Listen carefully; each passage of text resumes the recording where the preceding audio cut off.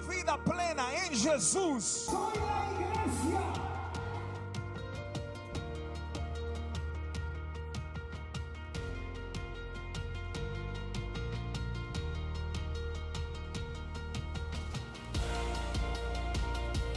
Vaya esa multitud, manifiéstate. ¿Dónde está la generación de Benjamín? Dice el Señor va a transformar as tuas feridas en fosa.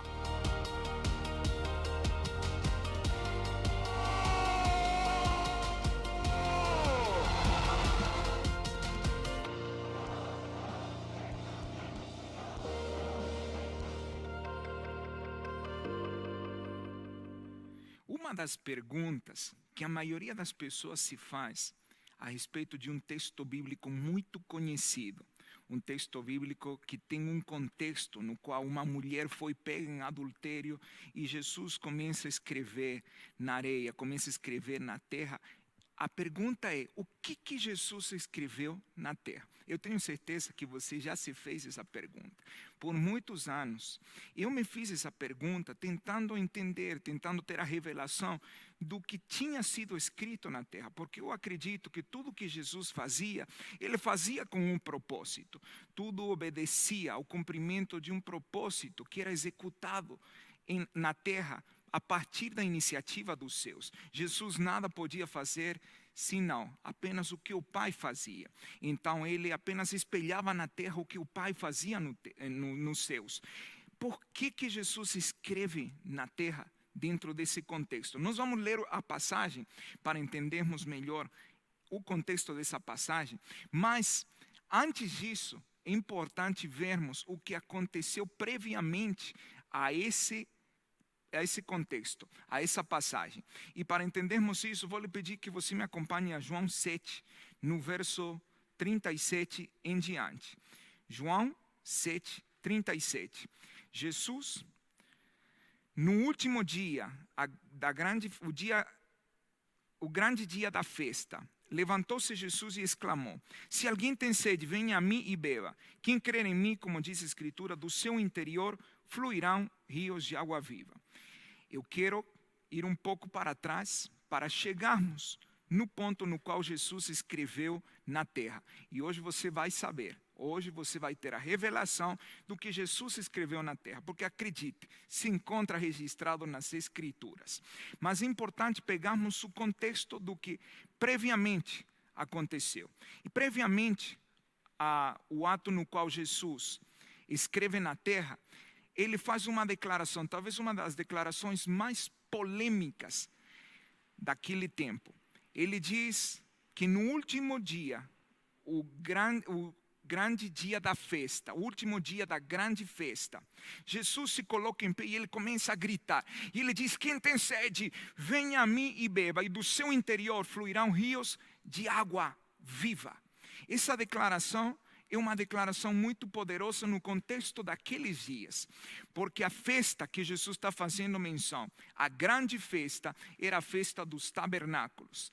Desde que Deus libertou o seu povo da escravidão do Egito, quando em Gênesis 12 ele os tira de todo esse cenário no qual eles tinham sido escravos por mais de 400 anos, a primeira coisa que Deus faz é mudar os tempos, reajustar os tempos, coincidir os relógios, o relógio sobrenatural com o relógio natural. E Deus faz isso estabelecendo um novo calendário para o seu povo. E Deus estabelece o princípio dos meses. Em Êxodo 12 diz: e será esse o princípio dos meses. Deus mudou o calendário que o povo estava vivendo. Sempre acontece dessa maneira. Quando Deus muda os nossos tempos, Ele reajusta o calendário. Quando Ele quer mudar algo nas nossas vidas, a primeira coisa é reajustar os tempos. E Deus fez isso, e Deus instituiu várias festas que deveriam ser celebradas. 3 eram as principais: a Páscoa, a festa que enfatizava o sacrifício do Cordeiro, uma festa que tem a ênfase na figura de Jesus. Pentecostes, 50 dias depois, que era a festa que eles celebravam o derramar do Espírito Santo. mesmo antes do Espírito Santo ser derramado em Atos 2, no Sinai, quando Deus se manifesta e aparece para eles de uma maneira gloriosa, a presença dele se manifesta, eles consideram isso como o Pentecostes. Então tinha a festa da Páscoa, enfatizando a figura de Jesus. A festa de Pentecostes, que é a festa do Espírito, mas existia a festa que era a grande festa. Era a maior celebração que eles tinham que celebrar. Essa festa era a festa dos tabernáculos. É interessante que muitas vezes nós ouvimos falar o seguinte: essas festas eram festas judaicas, mas se você vê as escrituras, em nenhum momento Deus diz que eram festas exclusivas dos judeus, senão que eram festas para o seu povo. Nós somos o povo de Deus, então essas festas têm uma revelação. Eu não acredito tanto no ritual, no aspecto ritualístico da celebração das festas, mas acredito que cada uma dessas festas no calendário bíblico tem um contexto no qual Deus se manifesta. E Jesus está justamente no último dia da grande festa, da festa dos tabernáculos. A grande festa era a festa mais celebrada. E no último dia ele faz a declaração e ele diz: se alguém tem sede, venha a mim e beba, e do seu interior fluirão rios de água viva. Na era do segundo templo, o último dia da festa, o dia número 8, era chamado de Zemini Atzeret, dentro do contexto hebraico. E era o dia conhecido como a libação das águas. A cerimônia, ela incluía a libação das águas. E esse protocolo que era usado era simplesmente para determinar a frutificação, para celebrar a frutificação que aconteceria. Eles celebravam que Deus tinha se lembrado deles e o elemento fundamental era o das águas. E Jesus faz a declaração de que ele era a fonte das águas. E todo aquele que beber no seu interior fluiriam rios de água viva. Existia uma outra passagem que era lida justamente nesses dias, que se encontra no Salmo 118, no verso 25. Essa passagem era lida em todas as celebrações da festa dos tabernáculos, a cada ano. Essa passagem era uma das passagens que durante a celebração era lembrada. Salmo 118, 25, fala a respeito da prosperidade. E veja o que diz: oh, salva-nos, Senhor, nós te pedimos, ó Senhor, concede-nos prosperidade. Essa era a declaração que eles faziam na festa dos tabernáculos. No último dia, Sheminit Atzeret, que era a terminologia que se usava para esse dia, o dia que finalizava a grande festa. E foi nesse dia que Jesus fez essa declaração de que ele era a fonte de águas vivas. Essas palavras são muito importantes, águas vivas, e você vai entender o porquê essas palavras são tão importantes no contexto do que nós vamos ver, do tema que realmente nos interessa nessa ministração, que é saber o que Jesus escreveu na terra. Eu vou responder essa pergunta com a palavra, mas antes disso acontecer, acontece a declaração de Jesus dizendo: eu sou a fonte das águas vivas. E agora sim, vamos ir a João 8, o capítulo seguinte, para vermos o que aconteceu logo após Jesus declarar que ele era a fonte das águas vivas. Vamos ler desde o verso 1, João 8. Desde o verso 3. Veja o que diz a palavra. Os escribas e fariseus trouxeram à sua presença uma mulher surpreendida em adultério. E fazendo-a ficar de pé no meio de todos, disseram a Jesus: Mestre, esta mulher foi apanhada em flagrante adultério. E na lei nos mandou Moisés que tais mulheres sejam apedrejadas. Tu, pois, que dizes? Isto diziam eles, tentando-o para terem de que o acusar. Mas Jesus, inclinando-se, escrevia na terra com o dedo. Essa é a primeira vez que se registra que ele escrevia na terra com o dedo. Como insistissem na pergunta, Jesus se levantou e lhes disse: aquele que dentre vós estiver sem pecado, seja o primeiro que lhe atire pedra. E tornando a inclinar-se, continuou a escrever no chão, segunda vez. Mas ouvindo eles esta resposta e acusados pela própria consciência, foram se retirando um por um, a começar pelos mais velhos, até aos últimos, ficando só Jesus e a mulher no meio onde estava. Erguendo-se Jesus e não vendo a ninguém mais além da mulher, perguntou-lhe: mulher, onde estão aqueles teus acusadores? Ninguém te condenou? Respondeu ela: ninguém, Senhor. Então lhe disse: nem eu tampouco te condeno. Vai e não peques mais. Depois de Jesus fazer a declaração de que ele era a fonte das águas vivas, acontece algo. Acontece que os escribas e os fariseus, eles pegam uma mulher que tinha sido pega em adultério e a levam até Jesus. Eles vão ter com Jesus e apresentar a mulher. E eles dizem: a lei diz que toda mulher que for pega flagrante no adultério tem que ser apedrejada. Mas Jesus começa a escrever na terra. E eles continuam a insistir. Eles queriam que Jesus liberasse um veredito contra ela, segundo a lei. A lei tinha estabelecido que a mulher deveria morrer apedrejada pelo adultério. Mas Jesus escreve na terra. E eles insistem. E Jesus diz aqui: quem estiver livre do pecado, jogue, atire a primeira pedra. E diz que não houve ninguém, e ele escreve novamente. Para entendermos o que Jesus escreveu na terra, é importante entendermos qual era o contexto que eles fazem referência sobre a lei e, especificamente, quando uma mulher era pega em adultério. O que acontecia com essa mulher? E aí você vai entender por que Jesus fez a declaração dizendo que ele era a fonte das águas vivas e que foi o que ele escreveu na terra. Vou lhe pedir que você abra no Antigo Testamento, em Número 5. Nós vamos ler Número 5, desde o verso 11. Número 5, desde o verso 11, e você vai entender a palavra.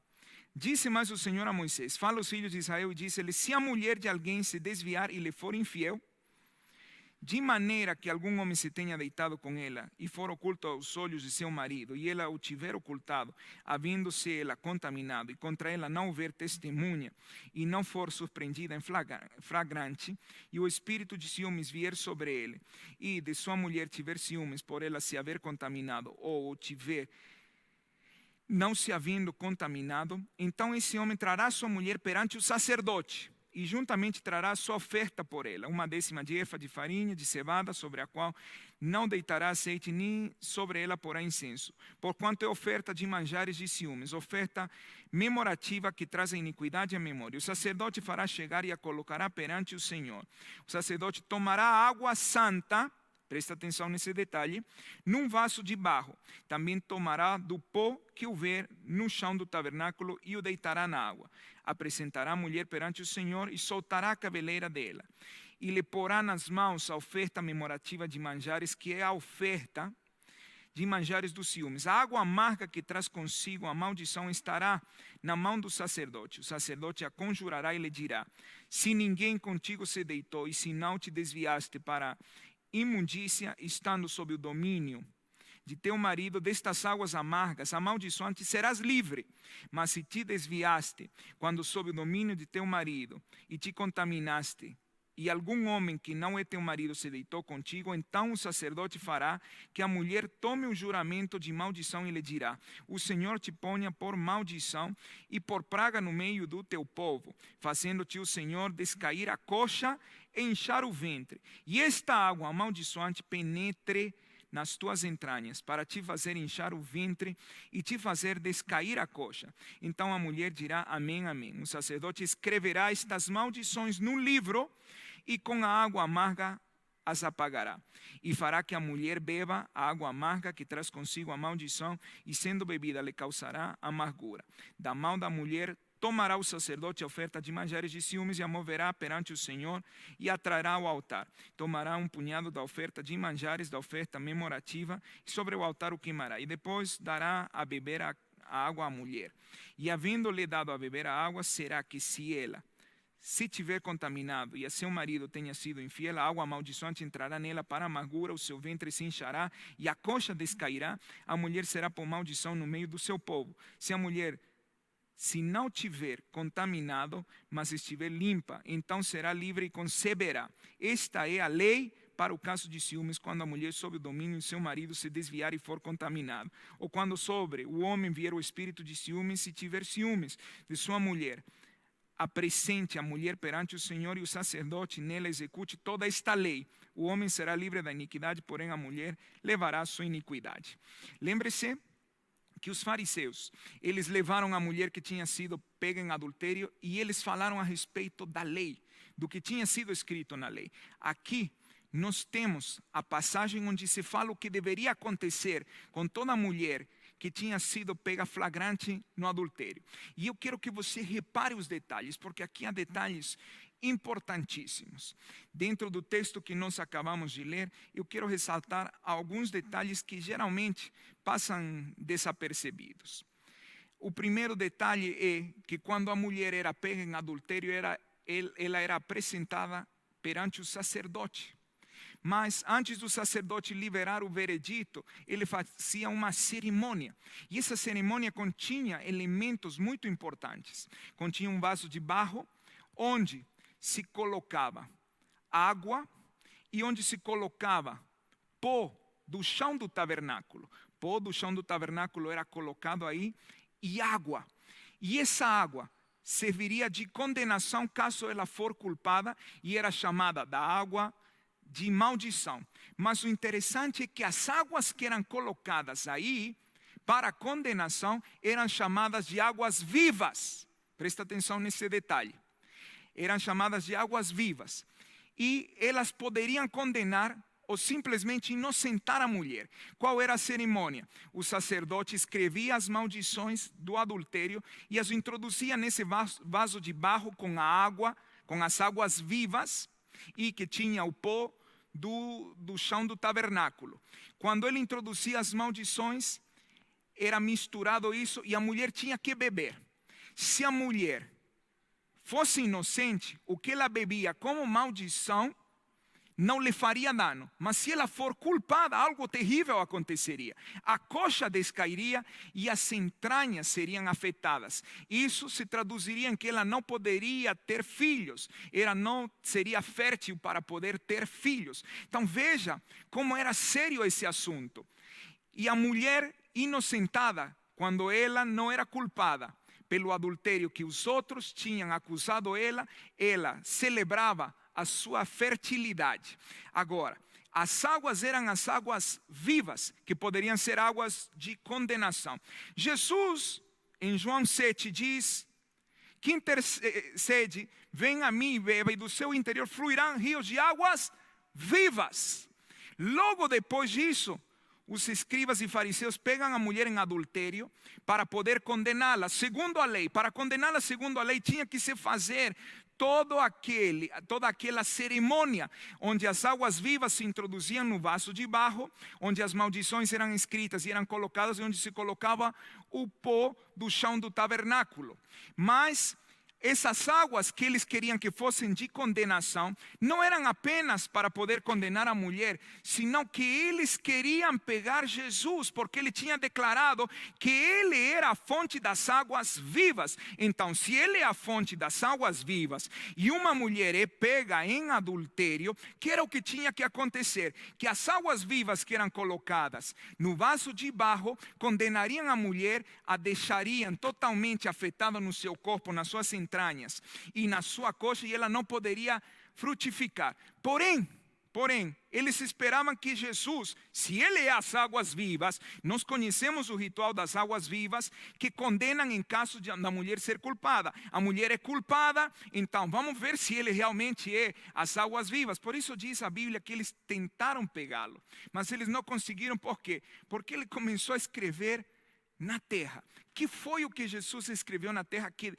que desarmou todo o argumento que eles para poder condenar a mulher e condená-lo por ele ter dito que ele era a fonte das águas vivas?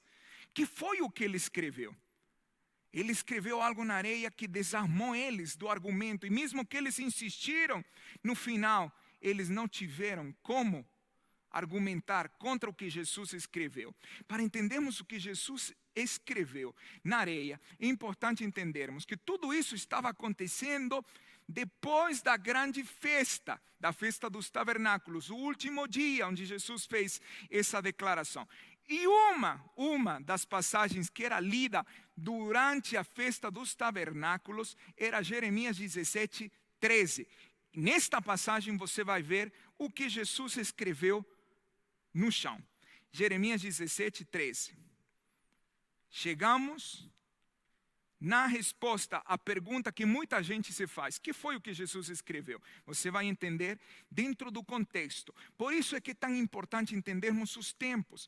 Era no tempo da festa dos tabernáculos. Se você desconecta isso, não faz sentido e você fica com incógnita.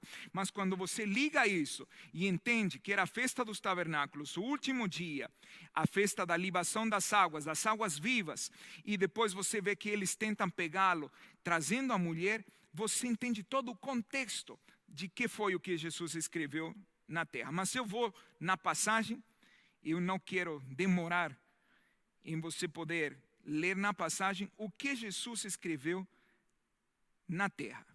Jeremias 17, no verso 13. Ó Senhor, esperança de Israel, todos aqueles que te deixam serão envergonhados. O nome dos que se apartam de mim, será escrito no chão, porque abandonam o Senhor, a fonte das águas vivas. Veja como essa passagem se encaixa perfeitamente no tempo dos tabernáculos. Essa é uma passagem que é lida em toda a celebração da festa dos tabernáculos. Que é o que diz aqui? Aqui diz que o nome de todos aqueles que deixaram o Senhor como que? Como fonte das águas vivas, seria escrito onde?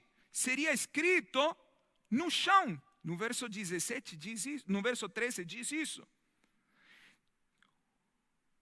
Todos aqueles que te deixam serão envergonhados, o nome dos que se apartam de mim será escrito no chão, será escrito na terra. Mas depois diz: porque abandonam o Senhor, a fonte das águas vivas. Deus estava reclamando que ele tinha sido abandonado como a fonte das águas vivas. Jesus aparece na festa dos tabernáculos e ele diz: eu sou a fonte das águas vivas. O que ele estava dizendo?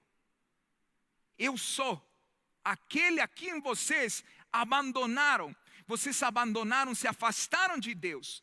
E para todos aqueles que se afastaram de Deus, o profeta Jeremias diz que o nome deles tinha que ser escrito no chão. Jesus começa a escrever o nome deles no meio da acusação que eles estavam fazendo a respeito da mulher. Mas eles não queriam condenar apenas a mulher, eles queriam condenar Jesus, porque ele tinha dito que ele era a fonte das águas vivas. E eles entendiam que a fonte das águas vivas era para condenação no caso de uma mulher ter cometido adultério. Está fazendo sentido para você? Então, quando eles estão acusando, Jesus escreve na terra.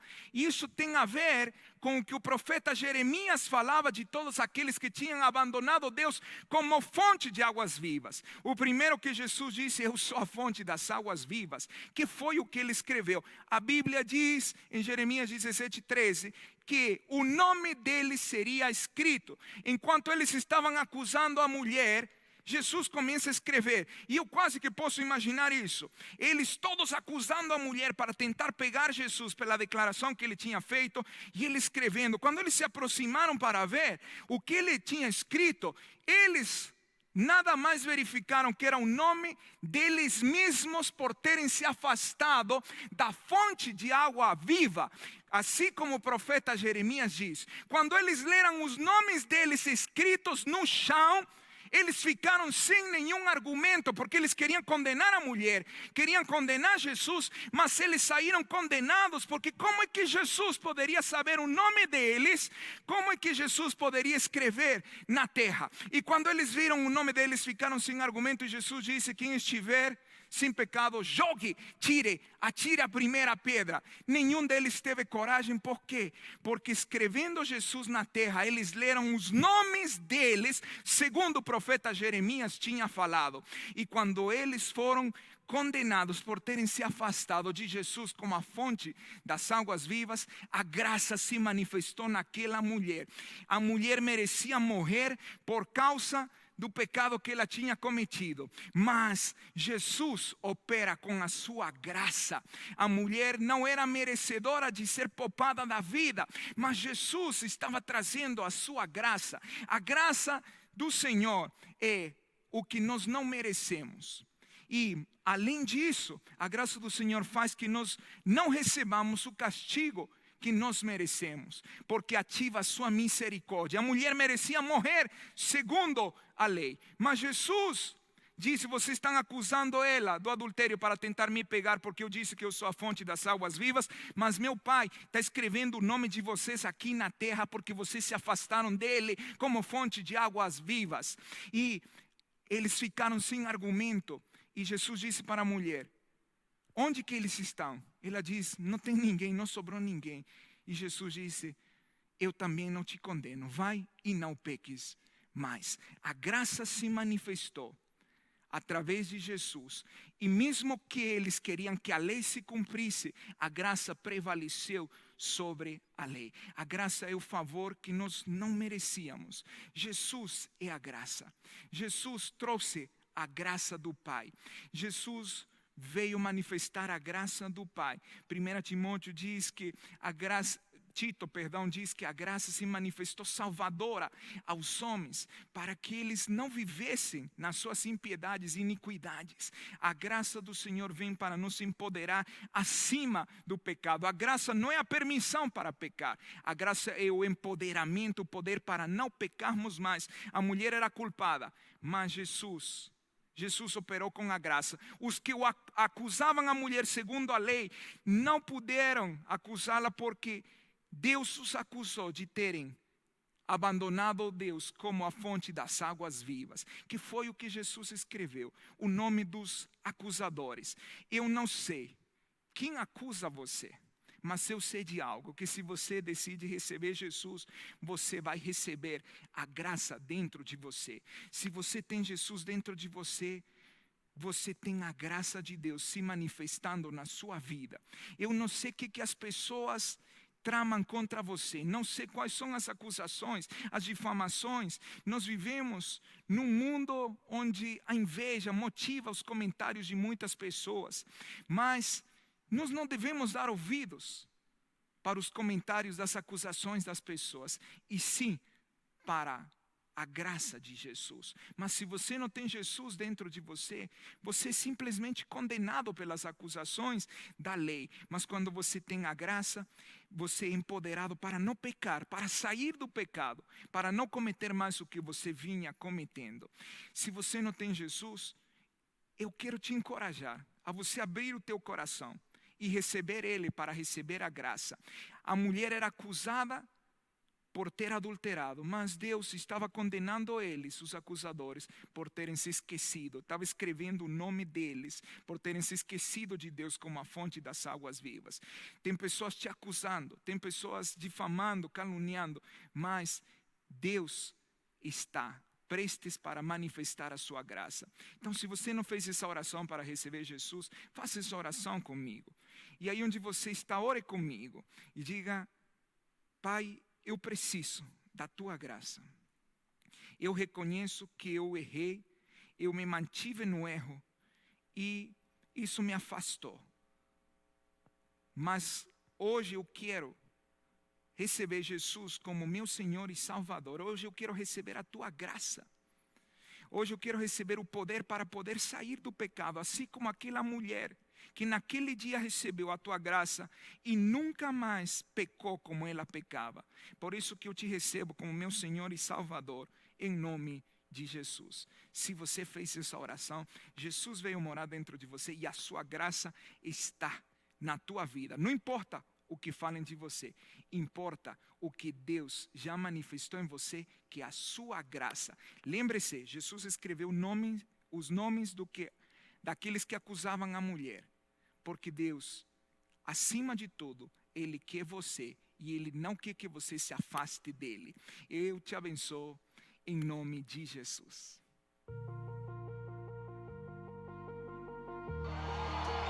Hay alguien aquí que es Benjamín. Dar la vida plena en Jesús. Soy la iglesia.